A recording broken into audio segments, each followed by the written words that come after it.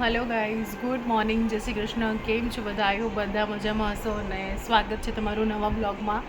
તો આજની મોર્નિંગ કંઈ એવું છે કે ઘરનું બધું કામ પતાવ્યું ને પછી આજે તો હેર વોશ કર્યા હતા તો થોડા ભીના ભીના છે, તો પંખા નીચે બેસીને થોડા સૂકવીએ છીએ. તો આવું છે આજનું. અને રસોઈ બનવાની છે, તો રસોઈમાં આજે શું બનાવવાની છું એ પણ હું તમને બ્લોગમાં કહું છું, તો તમે મારો બ્લોગ એન્ડ સુધી જોજો.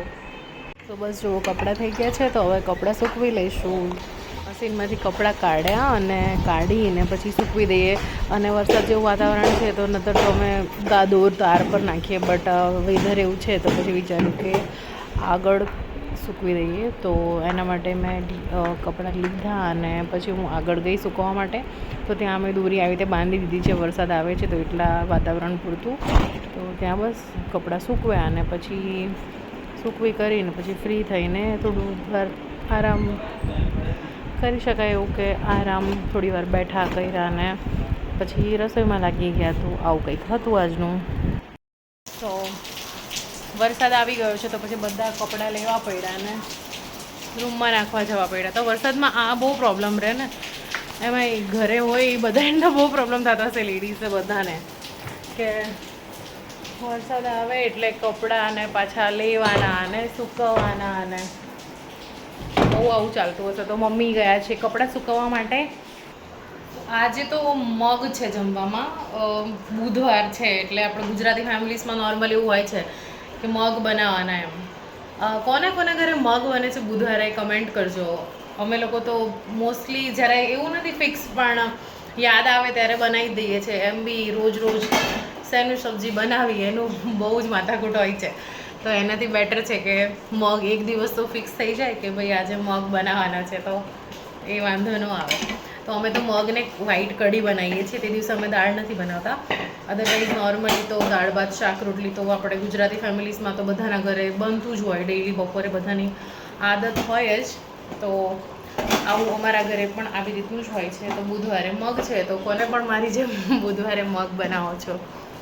કિચનમાં આવીને રાઈસ મેં આવી રીતે મૂક્યા હતા, ઉપરા છાપરી અમે લોકો મૂકીએ. બટ આજે મગ હતું તો મગમાં અમે કઢી બનાવીએ છીએ, દાળ નથી બનાવતા. તો હું એ પણ શેર કરીશ. તો જો અહીંયા અમે ચણાનો લોટ લીધો છે, પછી એમાં છાશ મસાલા બધા એડ કરી દીધા છે.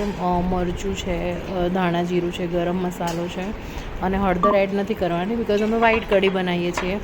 અને થોડુંક એવું મીઠું એડ કરી અને પછી એમાં એડ કરી છે છાશ. ખાટી છાશ હોય તો 1 વાટકો અને મોડી છાશ હોય તો 2 વાટકા. તો મેં 2 વાટકા જેટલી છાશ એડ કરી અને થોડું પાણી પણ એડ કર્યું. પછી એને સારી રીતે મિક્સ કર્યું, પણ આમ સરખું મિક્સ ના થાય તો પછી મેં વિચાર્યું કે બ્લેન્ડર જ કરી દઉં. તો પછી મેં બ્લેન્ડરથી એને સરસથી બ્લેન્ડ કરી દીધું. પછી એમાં વઘાર કરીશું મરચાં અને લસણથી, તો એનો ટેસ્ટ સારો આવે. તો એના માટે મેં ખાંડણીની અંદર મરચાં કાપીને લઈ લીધા છે. તમને જેટલું તીખું જોઈતું એટલું કરી શકો. મેં અહીંયા 2 મરચાં લીધા છે, મોડા જેવા હતા.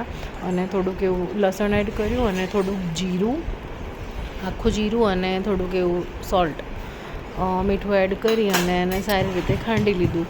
તો આમ દરદરું થાય એ ટાઈપનું ખાંડવાનું છે. તો એવું મેં કરી લીધું ને પછી કઢી વઘારવાની છે. તો એના માટે 1 તમાલપત્ર, 1 સૂકું લાલ મરચું અને 2-3 લવિંગ અને પેલા સ્ટારવાળું કહેવાય ને આપણે શું કહેવાય બાદિયા, એ પણ તમે લઈ શકો, પણ મેં નહોતા લીધા.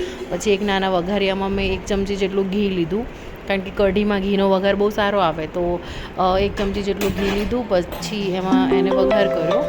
તો એમાં જ્યાં સુધી ગરમ થઈ જાય ત્યાં સુધી આપણે જોઈ લઈએ કે કન્સિસ્ટન્સ. તો 1 ચમચી જેટલી રાઈ એડ કરી છે, થોડુંક 1 ચમચી જેવું જીરું, હિંગ એડ કરી છે અને મેથીનો પાવડર, તમાલપત્ર, લાલ મરચું, લવિંગ અને લીલા મરચાં અને લસણની પેસ્ટ. એને સારી રીતે આમ થોડું સતડાઈ જાય પછી જે કઢીનું બેટર હતું એમાં એડ કરી દેવાની.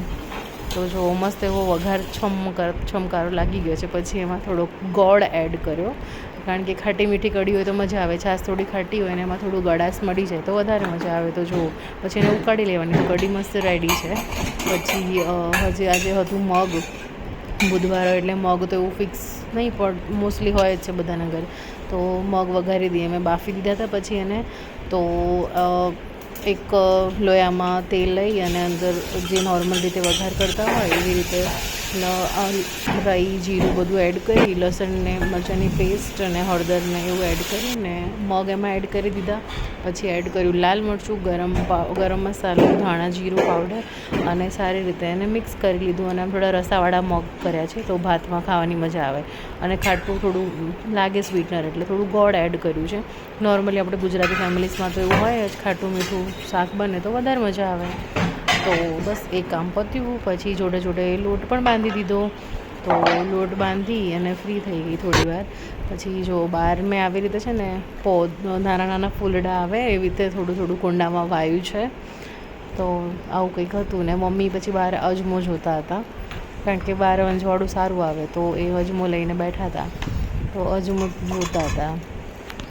ગામડાનો હતો એટલે થોડો સાફ કરવો પડે, કારણ કે પેકેટવાળો હોય તો એમાં કંઈ ના હોય, પણ આમાં તો હોય કાંકરીને એવું. તો મમ્મી એ જોતા હતા.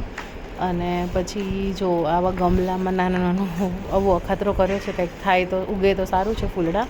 તો આવું ઝીણું ઝીણું કંઈક વાયું છે. ખાતર લાવીને માટીને બધું નાખીને ગામડેથી બધું લાવી હતી હું માટીને એવું, તો એ એડ કર્યું છે. પછી થોડી વાર બેસીને પછી બસ જો રોટલી બનાવવાનો ટાઈમ થઈ ગયો તો પછી બેક ટુ કિચન. તો મગનું શાક બની ગયું છે મસ્ત. અહીંયા કઢી બની ગઈ છે. જો એના માટે લોટ પણ પહેલાં બાંધી દીધો હતો. તો હવે કરીશું રોટલી. બસ તો પછી બનાવી રોટલી. અને કેવું કે ઘણીવાર ફૂલાય ઘણીવાર ના ફૂલાય એવું થાય. તો મારે તો એવું થયું આજે. લોટમાં તેલ થોડું વધારે પડી ગયું એટલે ફૂલાય નહીં. તો પછી કેવું મમ્મી લોકો પહેલાં નાના હતા ને ત્યારે આવી રીતે રોટલી આમ હાથેથી ફેરવી દે તો આપણે એમ કહેતા મમ્મી દજાય નહીં, પણ હવે ખબર પડી કે એવું કાંઈ દજાય નહીં. બસ તો જો રોટલી એ બની ગઈ છે, રેડી છે બનીને. હવે જમવાનો ટાઈમ થશે ત્યારે જમીશું. રોટલી બની ગઈ છે અને જમવાનું પણ બની ગયું છે, રેડી છે. તો હવે પપ્પાને સંગીત આવશે ત્યારે અમે લોકો જમીશું. અને હવે કરી લઈશું પ્લેટફોર્મ સાફ. કરવું પડશે, રોટલી કરીએ ને એટલે લોટ લોટ લોટ લોટ બહુ વેળાય. જે મને ન ગમે, આમ ઓછું ગમે. મારો ટેવ એવી છે કે કિચનમાં કંઈ પણ બનાવતા હોય ને થોડું પણ ગંદુ થયું તો આમ તરત પોતું મારવાનું, લૂછવાનું એવી ટેવ છે મારી. પણ આ રોટલીમાં આવું થતું હોય છે એટલે બધું કામ પતાવી દીધું છે. હવે લાસ્ટમાં એક જ કામ બાકી રહ્યું છે બપોરનું. તો પ્લેટફોર્મ સાફ કરી દઈએ અને પછી નવરા. તો બસ જો આ પ્લેટફોર્મ સાફ થઈ રહ્યું છે, કામ પતી ગયું છે. હવે એક જમવાનું એક બાકી છે. તો પછી જમી કરીને થોડા ફ્રી થઈ જઈશું. પછી થોડું ઘણું કામ કરીશું, લેપટોપમાં થોડું કામ છે તો એ કામ પતાવીશું. બસ આજે રૂટીન લાઈફ આવી છે. બપોર સુધીની આવું બધું થયું છે ઘરમાં. અને વરસાદ તો વરસાદની સિઝન છે, અચાનક વરસાદ આવ્યા જ કરે છે. અહીંયા જો જમવા વાળા આવી ગયા છે. મમ્મી થાળ કરે ભગવાનનો ને પછી જમી લઈશું અમે લોકો. ઓકે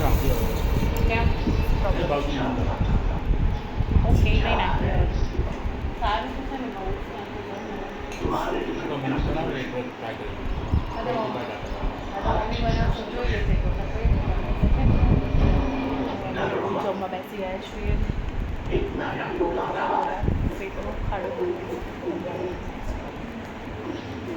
તમને કેવો લાગે છે મારો વ્લોગ? પ્લીઝ મને કમેન્ટ કરજો. મારા પેજને ફોલો કરજો, શેર કરજો.